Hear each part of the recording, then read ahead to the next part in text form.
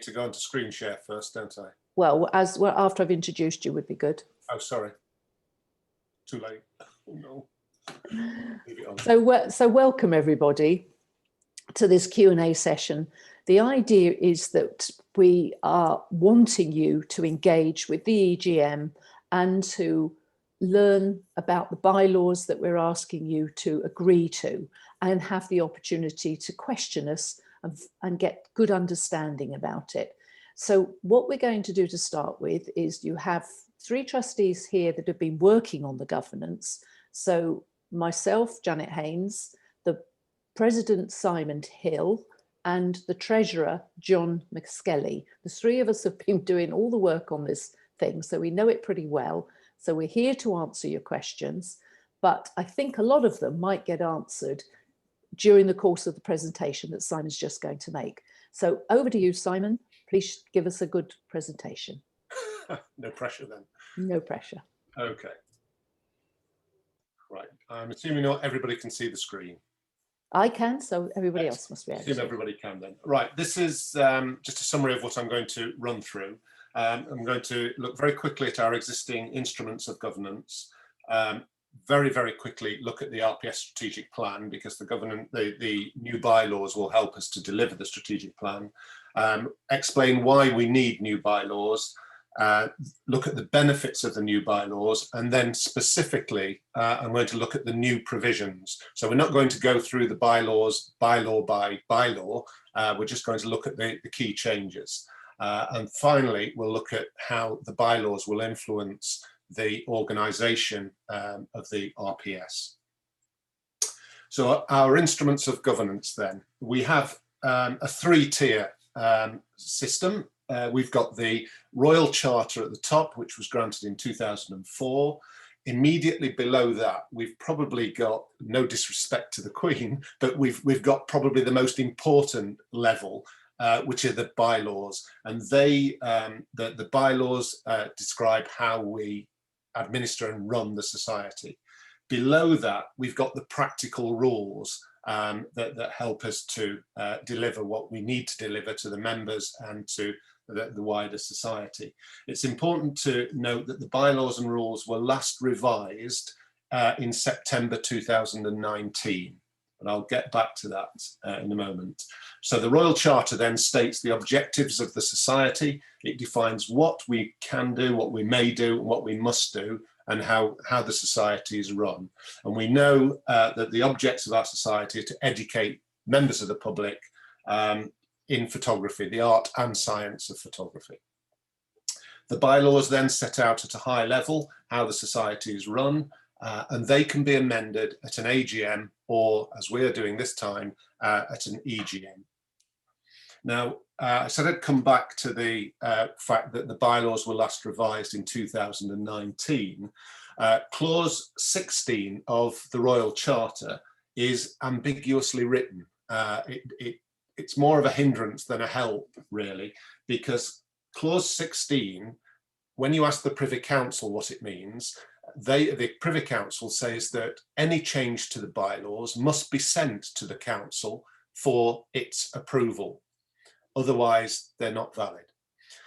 If you ask a charity lawyer what Clause 16 means, they will tell us that Clause 16 means we can make any changes to the bylaws with the majority decision of the members at a general meeting, either an AGM or an EGM. And in further support of that interpretation of Clause 16, the Law Commission issued a report a few years ago which questions the legality of Clause 16 and the provisions of Clause 16 in a Royal Charter. So depending on who you ask, you get a different answer. What trustees at the RPS have decided to do, what we've decided to do, is to go through this process of adopting new bylaws, we hope, with the support of the members. And once we have member adoption of the bylaws, to then liaise further with the Privy Council to get it through their or through its approval process.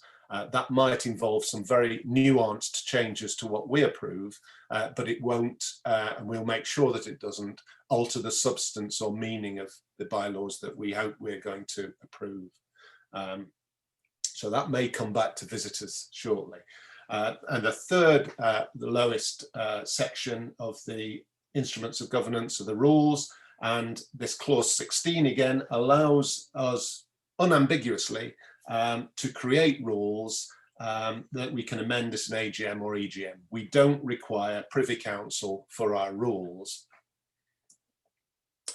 So let's look very quickly at the strategic plan. We've been consulting trustees on the future strategic direction of the society. That's what we have to do as trustees. We set the strategic direction, and then the executive, which is Evan and his colleagues, look to deliver that strategic plan. We have a plan with 21 separate programs. It's starting in 2021, so we've just given it the pet name of Strategy 21 just for the moment. But the headline of the new strategy is Photography for Everyone, which is very much in support of the provisions of our Royal Charter. Not only that, it's very much in with the support of the mindset of our patron, the District of Cambridge, who we're very fortunate to have as our patron because she is, after all, a keen photographer. Now, the new strategy is organised under 3 pillars: inspire, create and connect. And probably because of my OCD, we've got exactly 7 under each of the 3 pillars. So they make the nice 21. So it looks like a very nice diagram. But notwithstanding the beauty of the diagram, we as trustees feel that this is setting a very attractive and a very appealing course for the future of the RPS, and to provide a much more diverse offering to our members and to society at large, society with a small s. One of these initiatives, and I only mention this one because of its implications of clause 16, is the introduction of a designation of chartered photographer. Now, Michael Pritchard and I have been working very closely on this for the past few months, and we have had good exchanges with the Privy Council, the Lord Chamberlain's office and the Intellectual Property Office. So we've made very, very good progress on this. And it's as a consequence of the progress we've made on this that our attention was called to clause 16, because when we submitted our 2019 bylaws to the Privy Council came back and said, we don't recognise these. What are they? We have bylaws from 2004. So we want to, through this process of having new bylaws and liaising with the Privy Council, to reset the clock so that the Privy Council and our council and the members of the RPS all know that we have got one unified, accepted set of bylaws through which we can deliver the strategy for the future of the RPS. Now, on this particular initiative, Chartered Photographer, we are the charter body for photography, or a charter body for photography, but we have also got the unanimous support of the Association of Photographers and the British Institute of Professional Photography for the introduction of this designation, which we would like to see become the most respected accreditation for professional photography in the UK, and because of the standing that UK chartership holds overseas, for it to become a very significant and recognised qualification or designation for photographers internationally. It will also have the benefit, we hope, of bringing new members to the RPS, because to be a chartered photographer, you have to be a member of the charter body, which in our case is the Royal Photographic Society.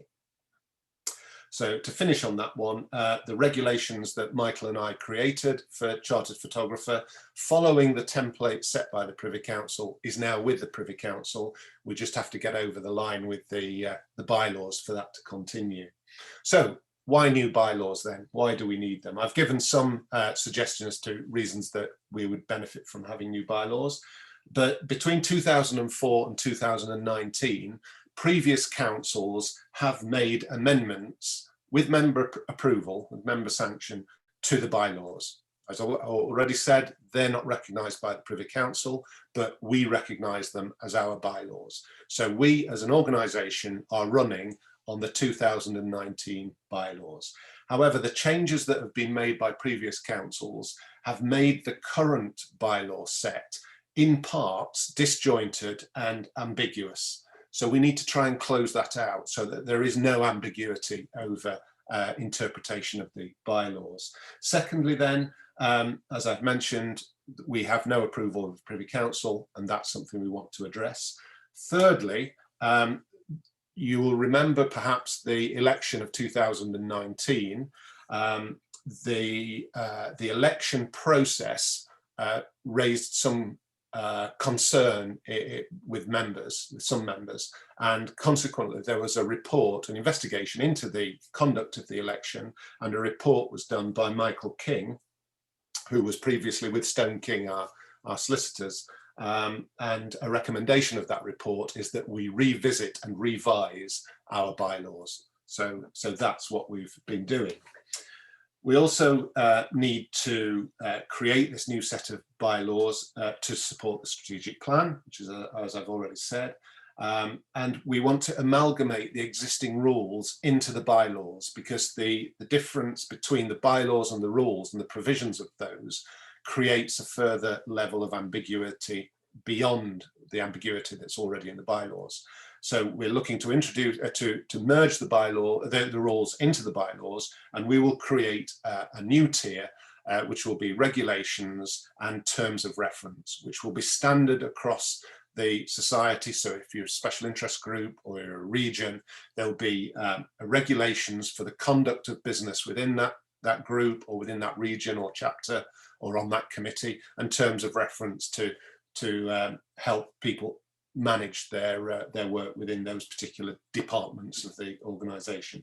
So there's a lot of change that will need to come into play eventually. And back to the Privy Council, we will ensure that we've got then a perfect fit between the Charter, the bylaws, our strategic plan, and the regulations and terms of reference that we create internally.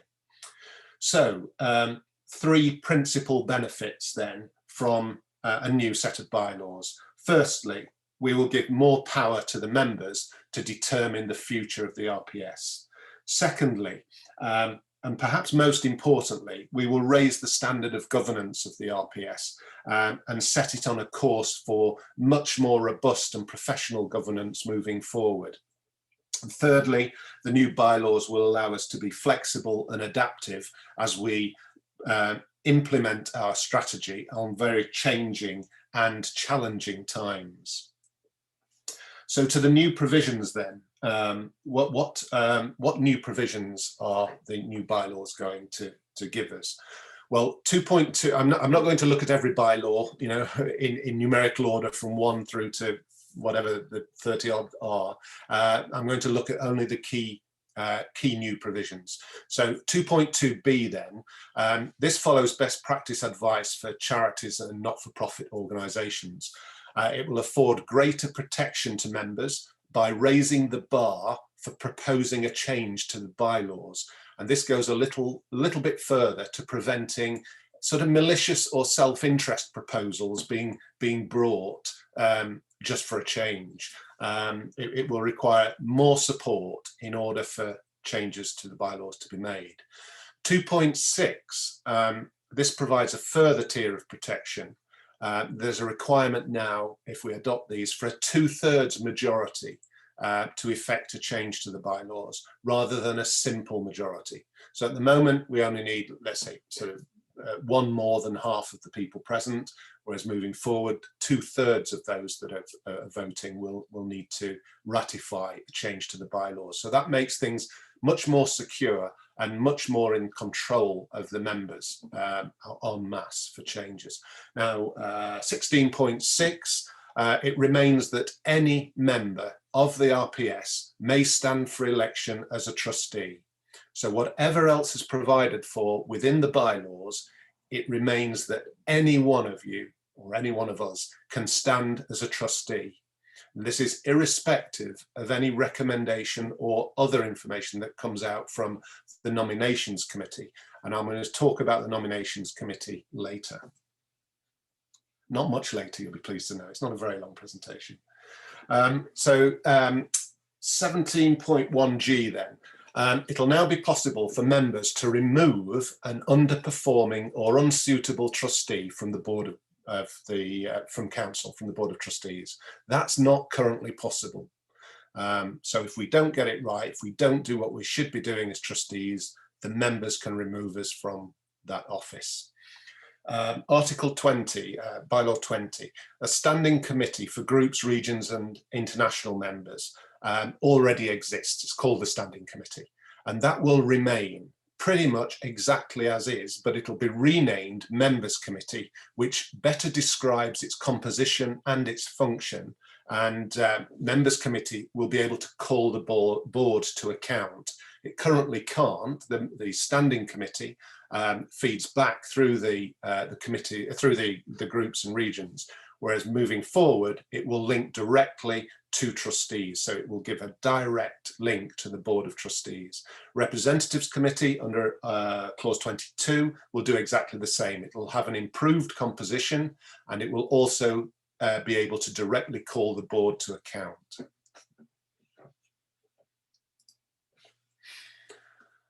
Okay, 26.5 then. Again, as with earlier proposed bylaws, we've taken advice on best practice and we've, in this case, lowered the bar for members to submit a motion to an AGM. We've also removed the Board of Trustees' ability to reject a motion. So if sufficient members are bringing a motion, the bar is lowered and we as trustees cannot reject that motion. It must go to an AGM. 27.2c, similarly, we've halved the number of members that are required to support the calling of an EGM. So fewer members can bring an EGM to the members and effect change. So that's it for powers of members. What I want to do now is look at the new provisions for improving the standards, the standard of governance. So 9.4 then. 9.4 will reduce the term served by trustees from 4 years to 3 years, but it will have the possibility to serve a further term of 3 years. And we feel that a maximum of 6 years as a trustee is appropriate. And again, the advice that we've given and looking at comparative organisations, 6 years as a trustee seems to be right. 11.3.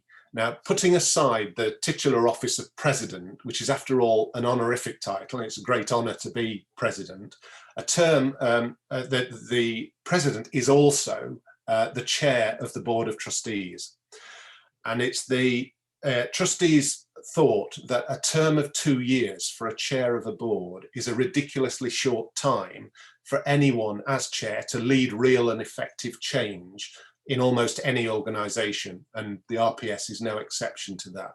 So we need to ensure continuity of vision and direction to avoid the problems of the past, where a change of leader, a change of chair every 2 years has created instability and therefore risk. So every 2 years, you have somebody comes in with a direction to lead the board, and then 2 years later, it's a different direction. 2 years later, another different direction.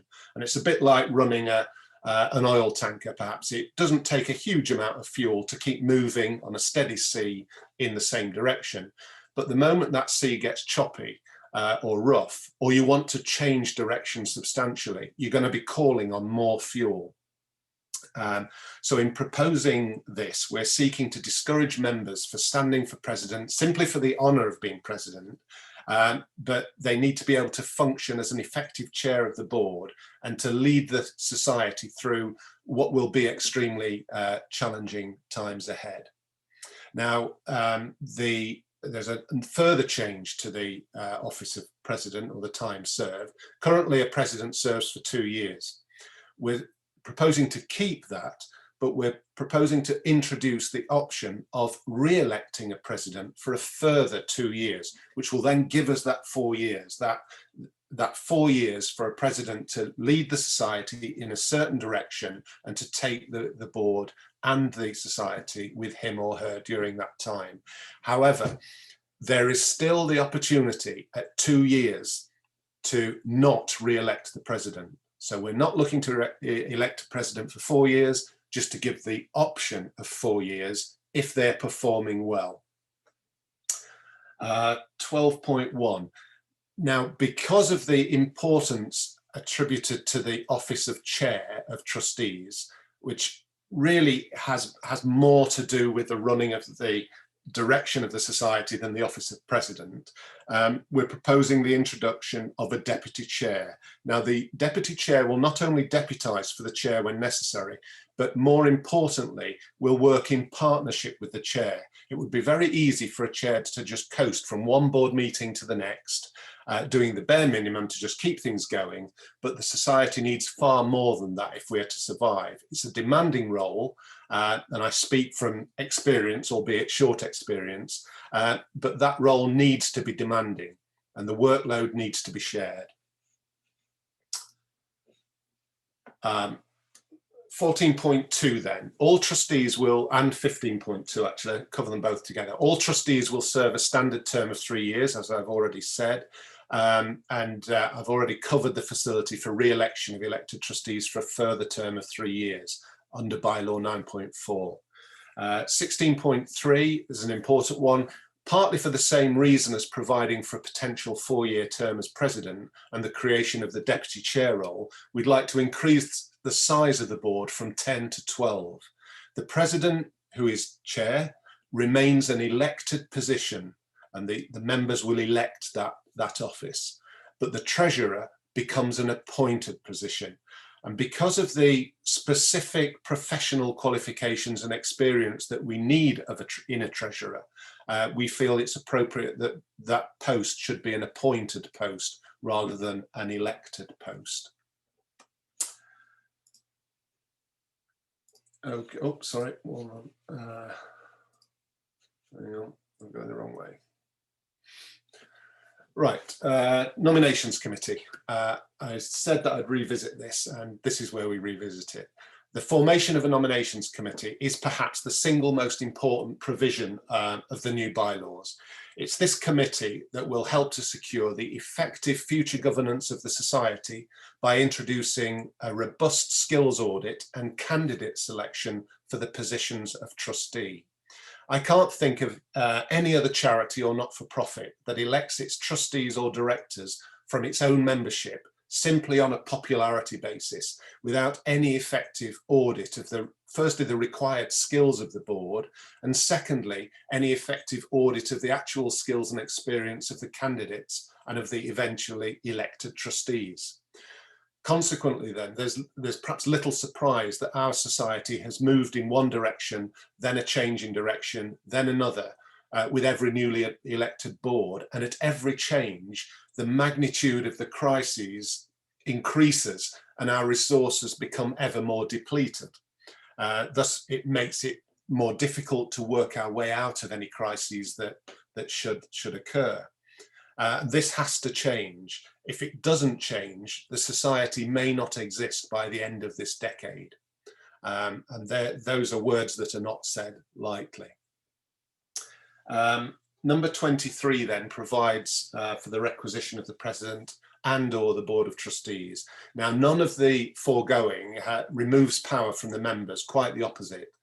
Through some subtle changes to the existing bylaws and other more radical changes that we're introducing, we're providing members with more engagement with forging the future direction of the society. Bylaw 23 further reinforces this power, the power of the members, by creating provision for the requisition of the president or the board of trustees. So members can call upon the president or the board for a response or for engagement on anything that they feel requires that response. So finally then, in terms of new provisions, how will it help us become a flexible and more adaptive society? Article 4.3 or clause 4.3 I've already talked about, but our proposed changes to the bylaws are not exclusively to provide for more effective governance and to make that governance fit for purpose for taking the society forward. They're also explicit in providing for new initiatives that will benefit the society and, as a charity, the wider community in which we operate. And this brings us back to our charter and our charitable objects. So 2 examples of how this will work in practice are provided by bylaws 4.3 and 16.2. 14.3 I've already talked about, which is the Royal Charter, and 16.12 talks about diversity among the Board of Trustees, or on the Board of Trustees, and other committees. So this second area in which the new bylaws will help the society be credible and more attractive to new members will help us to appeal to underrepresented areas of society. Areas of society that we as a society with a capital S, currently don't appeal to. And that begins with promoting diversity on the Board of Trustees. At the moment, our Board of Trustees is probably the most diverse that we've had in 168 years of RPS history, not just in diversity of culture and ethnic background, but in diversity of experience, of photography and engagement with photography. So we've got an incredible board at the moment, and I'd like that to carry on beyond the election of 2021 and for the future. So we need to make provisions for that within the bylaws. And as a society, we need to do everything we can to take photography to a wider audience and to fulfill the ambition of our strategy. And remember that strapline, photography for everyone. So how will the society look in terms of its organisational structure? This diagram, which hopefully if you've got a big monitor you can see the detail of, if not it'll just be an attractive and fairly symmetrical shape on a small monitor, but we've still got the members at the top, all important over everything. They then divide into their groups beyond that, and in the middle you've got the Board of Trustees sitting there as what we call council. Each side of that, you've got the 2 committees, the Members Committee and the Representatives Committee, taking feed in from members and from the groups, regions, chapters and committees, but also feeding directly into the Board of Trustees and the other way. So it's bi-directional. And then the Board of Trustees, as I said earlier, sets the strategic direction, and that feeds into the CEO and the staff team for the implementation of that. And volunteers, we can't forget, of course, they sit there feeding into Members Committee and into the staff. So they get two cracks at the whip there. So the timetable then to the extraordinary general meeting. We're here in the last of the Q&A sessions. We've had several months of consultation. We've been very transparent, very open with members about the changes that we want to make to the bylaws. So we have the EGM on the 24th of February, sorry, the notice for the EGM 24th of February. So you should have got that as an insert into your journal. We will have advance opening on the 5th of March, and that will stay open for 20 days. If you don't want to vote in advance, then by all means attend the EGM on the 27th of March. And assuming everything goes to plan, which we hope it does, we will then apply to the Privy Council for approval of the bylaws. So a summary then of what we've covered. We're going to retain the 3 layers of governance: charter, bylaws, and then that 3rd tier. We've got an ambitious strategic plan, which will be presented in the next journal, not the one that you'll receive this week. There'll be a radical change in the bylaws and in the way the RPS is run, and will make it more fit for purpose. We will look for a more professional recruitment on the Board of Trustees, but in doing so we will still give greater powers to the members in directing the future of the organisation. That will effect a new structure, slightly new structure to the organisation, which I've shown you in diagrammatic form. We have this challenging financial situation at the moment, which John is in control of, and that's something that the new bylaws will help us to move towards rectifying. But in order to do all of this, we require the support of the members. So either vote online or come to the EGM and vote there. But whatever you do, please vote for this because it is the future of the organisation that we're talking about. I'll leave that, which are the words that I put on the notice of the meeting that you should have received in your journal. And I'm going to hand back to Janet, and she can either stop recording or what. Now, there you go. It's all yours.